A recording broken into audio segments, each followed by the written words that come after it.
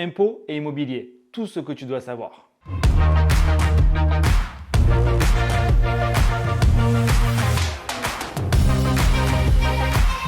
Hello à quoi? Hello mon cher entrepreneur, ici Julien Malengo, j'espère que tu vas bien. La patate.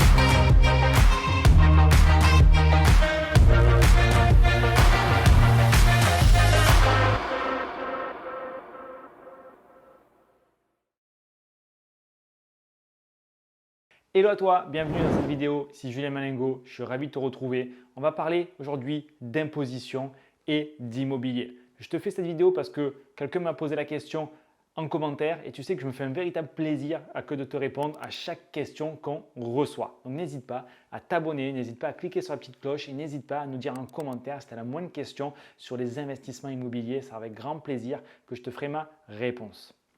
Alors, je ne vais pas te faire un cours de fiscalité sur les divers régimes qu'il existe. Je vais te donner les clés que tu dois absolument comprendre. La première de ces clés, c'est le régime foncier. Régime foncier égale location nue. Déjà, tu dois comprendre qu'il y a d'autres types de location, meublé, Airbnb, colocation, etc. Donc là, on ne parle que de la location nue et donc régime foncier. Ça, c'est vraiment mauvais. Il faut absolument éviter. Pourquoi? Parce que tu vas probablement te retrouver à devoir payer plus d'impôts que ce que tu payais précédemment avant d'avoir des revenus locatifs de loyer nus. D'accord? Pourquoi? Parce que ces recettes locatives vont s'ajouter à tes revenus de salarié, ce qui veut dire que tu vas payer encore plus d'impôts que ce que tu paies aujourd'hui. Et malheureusement, tu ne vas pas pouvoir réduire l'assiette d'imposition de beaucoup parce que tu as peu de charges qui sont réellement déductibles. On ne pourra pas utiliser l'amortissement.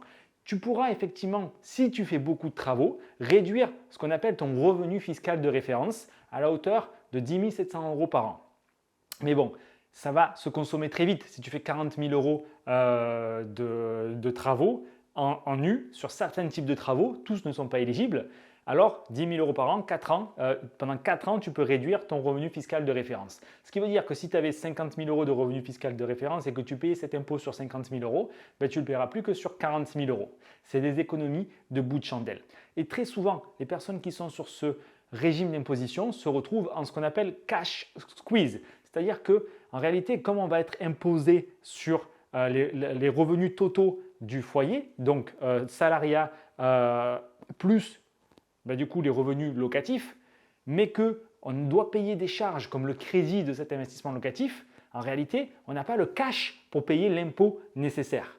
Et ça, c'est dramatique, c'est un phénomène qui s'appelle le cash squeeze. Donc, ce que tu dois comprendre, c'est que surtout, la location nue, sauf si tu investis au travers d'une SCI LIS, qui elle aura une comptabilité différente, avec du coup des loyers et une fiscalité totalement détachée de ton imposition personnelle, ce type de location-là, c'est absolument à éviter.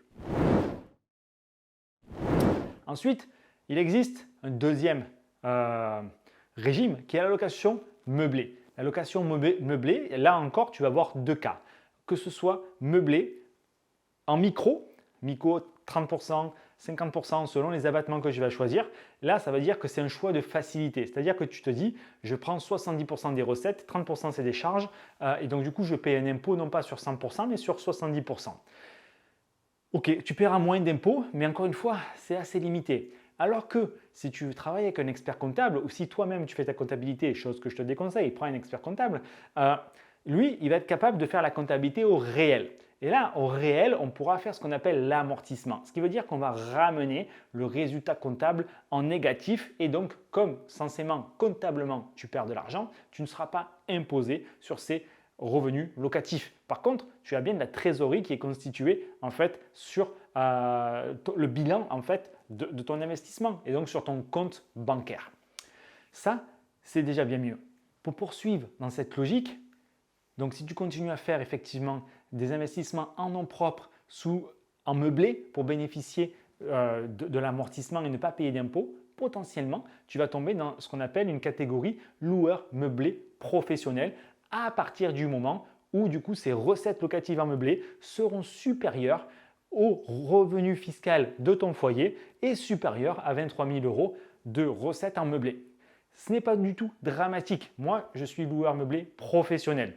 Du coup, c'est-à-dire que je cotise ma sécurité sociale, effectivement, elle provient de cette activité-là.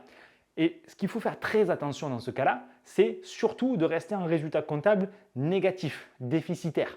De cette manière-là, les charges de la sécurité sociale des indépendants, parce que c'est cette caisse-là qui est reliée, sont de 1 145 € par an. Okay, donc, ça coûte moins cher que les autres régimes de sécurité sociaux. Par contre, effectivement, si tu reviens en résultat comptable positif, alors égale 45% d'imposition. Pas bon du tout. Tu vois, dans cette vidéo, je te donne les clés, les principes que tu dois absolument comprendre. Du coup, tu peux faire de la location meublée non professionnelle et là, tu n'as pas de contrainte. À partir du moment où tu passes les caps que je t'ai dit, tu vas devenir professionnel. Juste fais attention à rester en négatif sur ton résultat comptable. Dernière chose que je veux te dire, que tu dois absolument comprendre, c'est que la SCI est une très bonne solution si tu souhaites du coup aller à long terme et faire autre chose que du non propre. Non propre, au bout d'un moment, les banques vont te bloquer. Par contre, attention, la SCI, si du coup tu ne lèves pas l'option à l'impôt sur les sociétés, tu vas être assujetti du coup à de la location en nom propre sur du régime foncier. D'accord? Si tu es imposé sur les revenus. Donc ça, on l'a dit, pas bon, premier cas. Par contre, tu peux être dans ta SCI, tu lèves l'option à l'impôt sur les sociétés, beaucoup mieux. Là, on pourra défiscaliser beaucoup plus, payer un impôt beaucoup plus faible. La différence que l'argent sera toujours dans la société. Si tu veux le sortir, tu auras plusieurs moyens. Soit te verser un salaire, mais il faut avoir du cash et payer un impôt, 50%, pas très bon.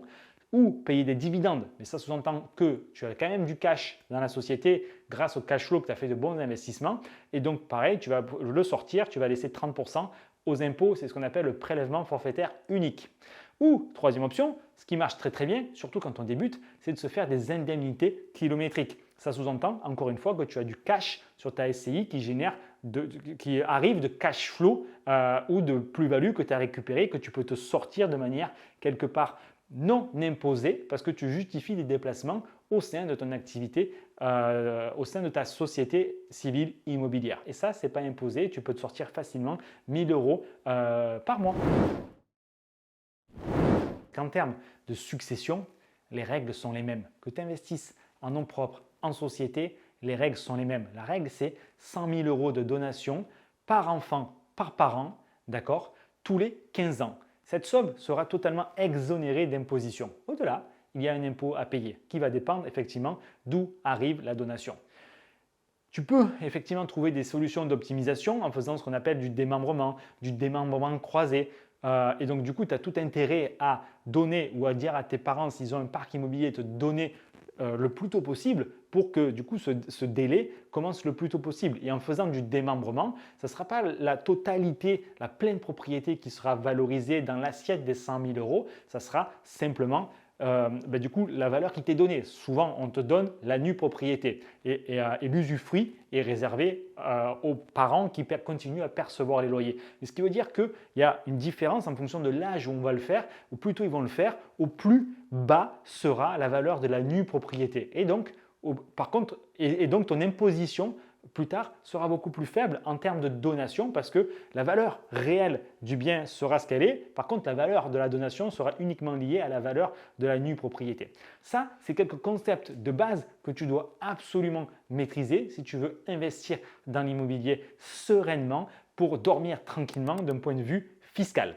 Je t'invite à télécharger les PDF. Il y a beaucoup d'autres règles à connaître pour faire de bons investissements. Prends-les, c'est cadeau, gratuit. Regarde ces e-books en description de la vidéo et dis-moi si tu as la moindre question, je me fais un véritable plaisir de te répondre. Ciao, ciao!